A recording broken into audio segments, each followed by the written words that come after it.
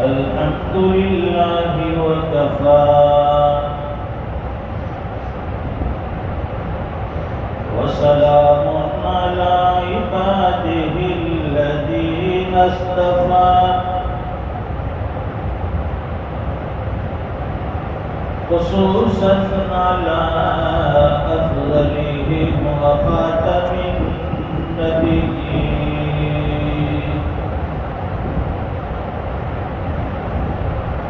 محمد الأمين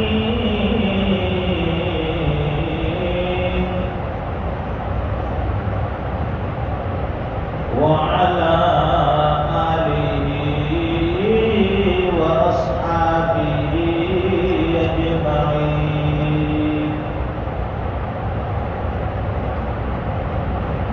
أما بعد فأعوذ بالله من الشيطان الرجيم. بسم الله الرحمن الرحيم.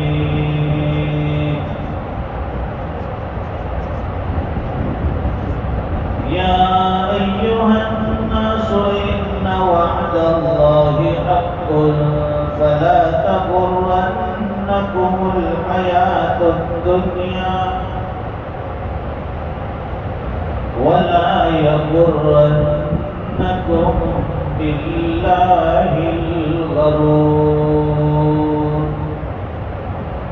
صدق الله العظيم.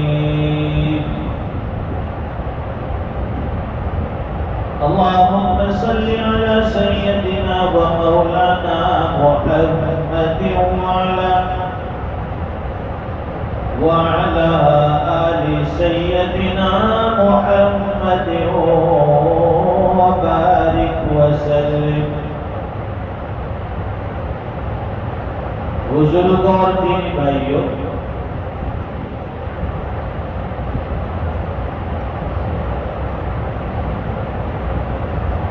ایک ہوتی ہے منمانی زندگی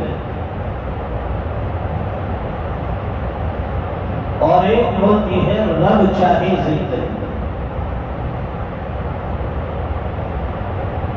منمانی زندگی ہوگی انسان دنیا میں بھی خسارے میں،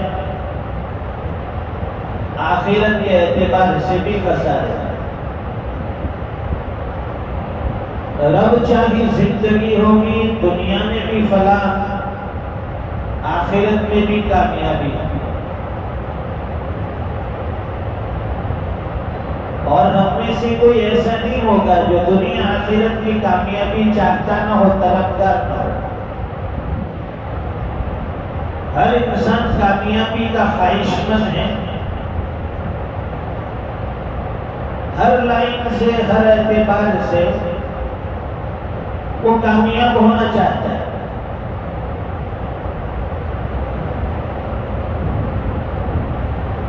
تو فرماتے ہیں کامیاب ہونے کے لیے کامیابی والی زندگی گزارنا ضروری ہے.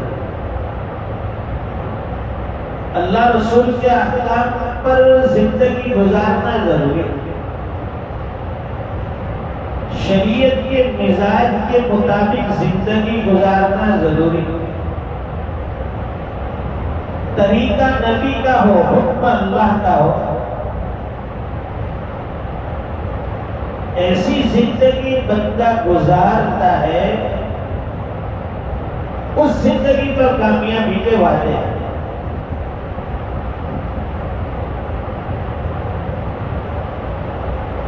تو فرماتے ہیں کہ حقیقی کامیابی اہل ایمان کے لیے ہے.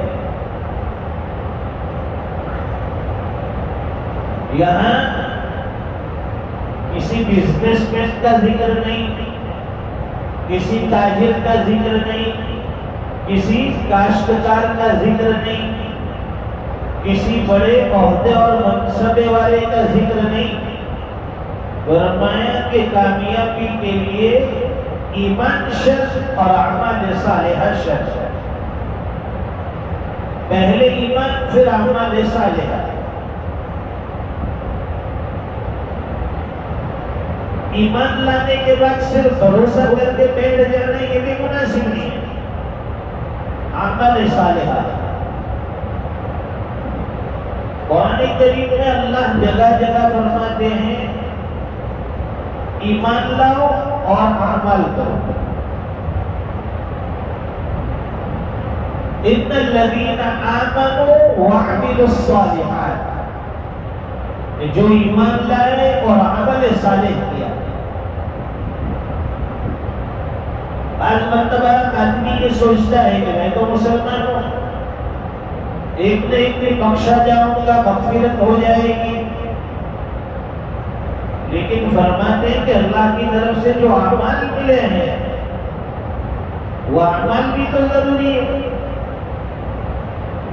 اللہ کا حکم ہے، اللہ کے نبی کی تعلیمات ہیں کہ ایمان والوں کے لیے اعمال شرط. دعوت تبلیغ میں یہی سکھایا جاتا ہے، سمجھایا جاتا ہے کہ امت اعمال پر آ جائے، یہ محنت کرائی جائے. کیوں؟ بھئی دعوت میں نکلو، جماعت میں نکلو، گشت میں نکلو، حلقے میں بیٹھو، تعلیم میں بیٹھو.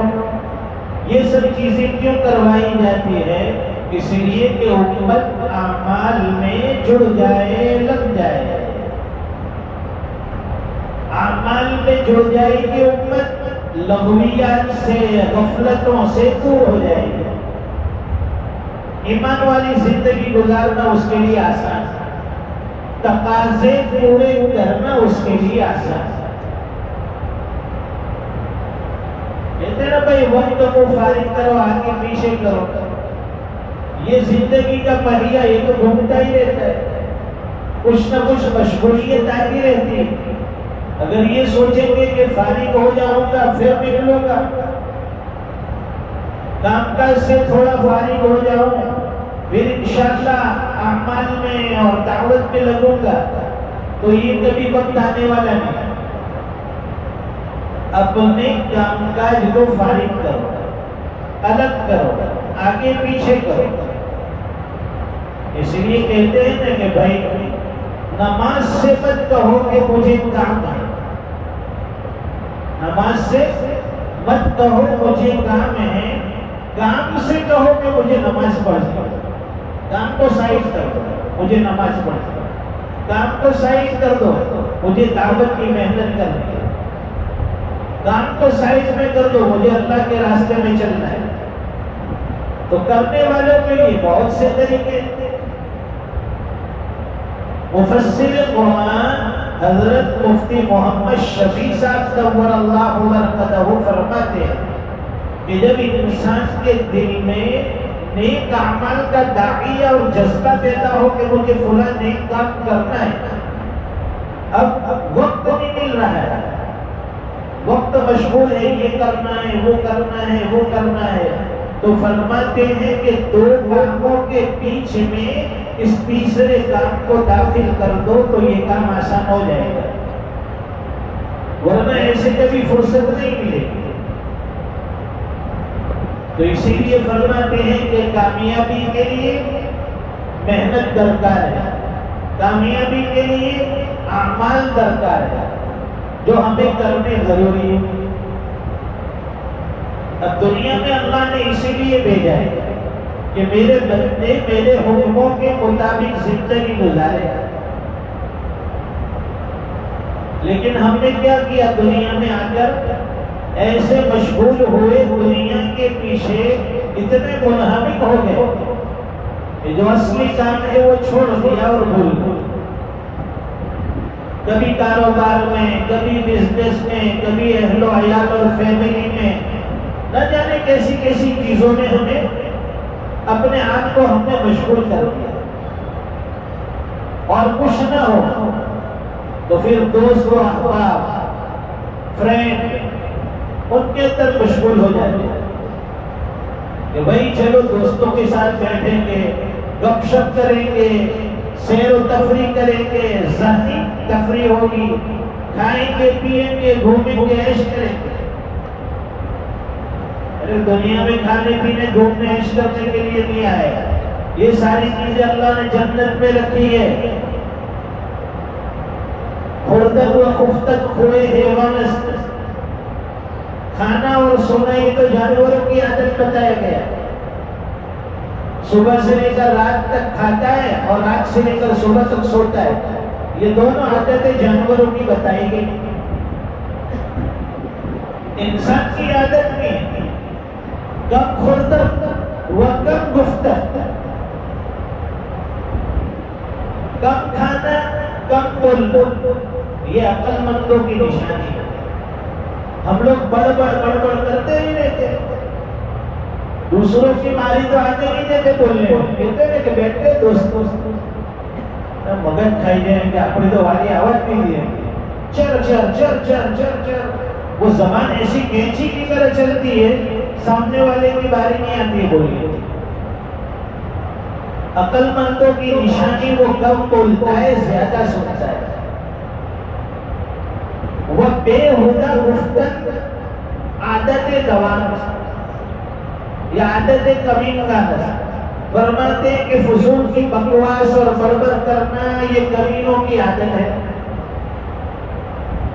یہ انسان کی عادت نہیں ہو سکتی ہے، نیک لوگوں کی عادت نہیں ہو سکتی ہے. تو دوستوں کی محفل سے اپنے آپ کو دور رکھیں. دیکھیں دنیا میں اگر کسی کا کوئی سچا یار، سچا دوست ہو سکتا تھا تو وہ صدیق اکبر حضرت نبی کریم صلی اللہ علیہ وسلم کے سچے یار اور دوست ہو سکتے ہیں. لیکن اللہ کے نبی فرماتے ہیں لو كنت متخذا خليلا لاتخذت ابا بکر خلیلا. فرماتے ہیں کہ اگر میں دنیا میں کسی کو اپنا دوست بناتا تو ابو بکر کو بناتا. دنیا میں کسی کو اپنا دوست بناتا تو ابو بکر کو بناتا. لیکن اللہ کے نبی فرماتے ہیں کہ میرے حقیقی محبوب تو اللہ ہے، دنیا میں دوستوں کی ضرورت نہیں ہے. اور ہمارے معاشرے میں جس کے جتنے دوست زیادہ، جس کے جتنے فرینڈ زیادہ، فخر کرتے ہیں. اس کا فرینڈ سرکل بہت ہائی لیول پر ہے، ہر جگہ اس کی پہچان ہے. فلاں گاؤں میں، فلاں گاؤں میں، فلاں گاؤں میں، پولیس اسٹیشن میں، سرکاری کچہری میں، سب جگہ اس کی پہچان ہے. دنیا میں پہچان بنانے کے لیے ہم لوگ نہیں آئے. یہ پہچان کروانا یہ تو حکومت کا کام. آدھار کارڈ لاؤ، پین کارڈ لاؤ، فلاں کارڈ لاؤ، یہ کارڈ لاؤ، وہ پہچان لاؤ. ہماری پہچان ایمان والے. ہم کون ہیں؟ ایمان والے. یہی ہماری پہچان ہے. لو كنت متخذا خلیلا لاتخذت ابا بکر خلیلا. اگر میں دنیا میں کسی کو اپنا دوست بناتا تو ابو بکر کو بناتا. لیکن ابو بکر بھی میرے دوست نہیں ہے. اللہ کے نبی فرماتے ہیں انہوں نے سب کچھ قربان کر دیا اللہ کے رسول کے لیے. اللہ کے رسول فرماتے ہیں کہ میں نے سب لوگوں کے احسان کا بدلہ دے دیا دنیا میں. جن جن لوگوں نے مجھ پر احسان کیا تھا سب کے احسان کا بدلہ دے دیا. لیکن فرماتے ہیں کہ ابو بکر کے احسان کا بدلہ میں نے نہیں چکایا اور میں دے بھی نہیں سکتا ہوں. ان کا بدلہ اللہ تعالیٰ قیامت کے دن دے گا. اتنے احسان ہیں نبی پر. اور حضرت ابو بکر کی مثال اللہ کے رسول اس کے سامنے کیسی ہے؟ علماء نے لکھا ہے کہ جیسے ایک آئینہ ہو، میرر، اس کے سامنے اللہ کے نبی صلی اللہ علیہ وسلم کھڑے ہو جائے. فرماتے ہیں کہ یہ اللہ کے نبی ہے اور اندر میں جو عکس نظر آتا ہے آئینے کے اندر وہ صدیق اکبر ہے. یہ تعلق تھا اللہ کے نبی کا حضرت صدیق اکبر کے ساتھ. اس کے باوجود فرمائے کہ میرا دنیا میں کوئی فرینڈ نہیں ہے، میرا دنیا میں کوئی دوست نہیں ہے. دنیا میں دوستی کے لیے، یاری کے لیے، پہچان بنانے کے لیے ہم لوگ نہیں آئے.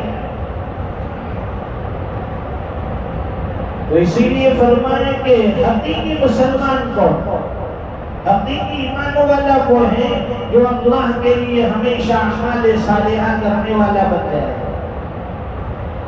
یا ایھا الناس ان وعد اللہ حق، اے ایمان والو اللہ کا وعدہ حق ہے، اللہ کا وعدہ سچا ہے۔ کیا وعدہ ہے اللہ کا؟ اللہ کا وعدہ ہے کہ موت کا مزہ چکھنا ہے، موت تمہیں آنے والی ہے، قیامت آنے والی ہے، حساب کتاب آنے والا ہے، یہ سب اللہ کے وعدے ہیں۔ جنت اور جہنم آنے والی ہے، اعمال صالحہ پر اللہ کی رضا پر جنت کا وعدہ ہے، اور گناہ و معصیت کے اوپر جہنم میں جانا پڑے گا، سزا ملنی ہے، سزا اور جزا یہ بھی حق ہے۔ ان وعد اللہ حق، اللہ کا وعدہ حق ہے، اللہ کا وعدہ سچا ہے۔ جب موت حق ہے، قیامت حق ہے، جنت جہنم حق ہے، سزا اور جزا حق ہے، تو پھر فرماتے ہیں کہ دنیا میں اتنے سارے دھوکے کیوں کھاتے ہو؟ دنیا میں اتنا سارا اپنے آپ کو کیوں لگا رہے ہو؟ فَلَا تَغُرَّنَّكُمُ الْحَيَاةُ الدُّنْيَا، یہ دنیا کی زندگی تمہیں کہیں دھوکے میں نہ ڈال دے۔ دنیا کی زندگی، دنیا کے مزے، دنیا کی لذتیں جس کے پیچھے انسان دیوانہ بنا ہوا ہے، یہ چیز تمہیں کہیں اپنی آخرت سے دھوکے میں نہ ڈال دے، اپنے پروردگار سے دھوکے میں نہ ڈال دے، اپنی جنت سے کہیں تمہیں دھوکے میں نہ ڈال دے۔ یہ دنیا کی زندگی، یہ آرائشیں، یہ زینتیں، یہ محبتیں اور یہ لذتیں انسان کو دھوکے میں ڈالنے والی ہیں۔ فَلَا تَغُرَّنَّكُمُ الْحَيَاةُ الدُّنْيَا وَلَا يَغُرَّنَّكُم بِاللَّهِ الْغَرُورُ۔ فرماتے ہیں کہ وہ دھوکے باز یعنی وہ شیطان کہیں تمہیں اللہ سے غافل نہ کر دے، کہیں دھوکے میں نہ ڈال دے، کہیں ایمان سے تمہیں دور نہ کر دے، اعمال صالحہ سے کہیں تمہیں دور نہ کر دے۔ یہ چھوٹی سی آیت ہے سورہ فاتر کی، بڑی قیمتی آیت ہے، اس کے مضامین بڑے قیمتی ہیں۔ آپ جتنے ڈپ میں جاؤ گے، جتنے گہرائیوں میں جاؤ گے، مضامین کھلتے جائیں گے، حقیقتیں سامنے آتی جائے گی۔ اللہ تبارک و تعالیٰ نے اہل ایمان کے لیے دنیا کی حقیقت اس آیت میں کھول دی، آخرت کی حقیقت اس آیت میں کھول دی کہ ایمان والا کبھی دنیا سے دھوکہ نہیں کھاتا، ایمان والا کبھی شیطان سے دھوکہ نہیں کھاتا، ایمان والا کبھی دنیا کے عیش و آرام سے، کبھی دنیا کی مال و دولت سے، یہاں کی فانی محبت سے، یہاں کی بے غرض لذتوں سے کبھی ایمان والا دھوکہ نہیں کھاتا۔ آئیں گے حالات آئیں گے، تب تو ایمان پرکھا جائے گا، آپ کا ٹٹولا جائے گا، کبھی جان پر حملے ہوں گے، کبھی مال پر حملہ ہوگا، کبھی ایمان پر حملہ ہوگا۔ یہ سب چیزیں دنیا میں ہو رہی ہیں، ڈرنے والی چیز نہیں ہے، ڈرنے کی کوئی بات نہیں ہے۔ حالات ہم سے پہلے لوگوں پر آئے، ہم پر آئے، حالات ہمارے بعد والوں پر بھی آئیں گے۔ ہماری نگاہیں صرف آخرت پر ہے، ہماری نگاہیں صرف اللہ کی ذات پر ہیں، ہمیں کسی کی کوئی پرواہ نہیں، ہمیں کسی سے کچھ لینا دینا نہیں، اس لیے کہ ہم یہ دنیا کے لیے نہیں بنے۔ الدنیا سجن المؤمن و جنت الکافر، دنیا مومن کے لیے قید خانہ ہے، کافروں کے لیے جنت ہے، نافرمانوں کے لیے، بے ایمانوں کے لیے یہ جنت ہے، ایمان والوں کے لیے جیسے قید خانہ ہے۔ قید خانہ عارضی چیز ہوتی ہے، اس کے بعد ہمیشہ کی آزادی، ہمیشہ کی کامیابی اللہ تعالیٰ ایمان والوں کو عطا فرمائیں گے۔ انشاءاللہ اسی آیت پر مزید روشنی اگلی گفتگو میں، اگلی مجلس میں کریں گے۔ اللہ تعالیٰ کہیں سنی باتوں پر عمل کی توفیق عطا فرمائے۔ وآخر دعوانا الحمدللہ رب العالمین۔